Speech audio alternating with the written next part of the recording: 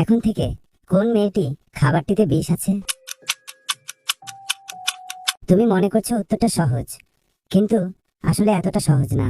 একটু ভেবে দেখো, একটু বুদ্ধি খাটাও, খুঁটিনাটি পরীক্ষা করো। 90% মানুষ এখানেই ভুল করে যায়। উত্তরটা তোমাকে ভিডিও শেষে জানানো হবে। প্রশ্ন নাম্বার 2, তুমি এখন থেকে কোনটাকে বেছে নিবা? তুমি যদি কুকুরকে বেছে নাও, তাহলে লাইক বাটনে চাপ দাও, যাতে আমি বুঝতে পারি তুমি কুকুরকে বেছে নিয়েছো। প্রশ্ন নাম্বার 3, তুমি বলো তো বাংলাদেশের জাতীয় পাখি এখন থেকে কোনটা?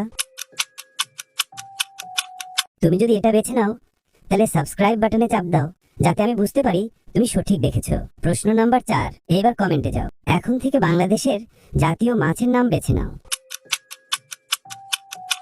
তুমি যদি সঠিক নাম বেছে নাও, তাহলে সেটা কমেন্টে লিখে জানাও। প্রশ্ন নাম্বার 5, এটা একটু কঠিন হতে পারে, যাদের চোখ ভালো শুধু তারাই উত্তর দিতে পারবে। বলো তো এখানে কি লেখা আছে?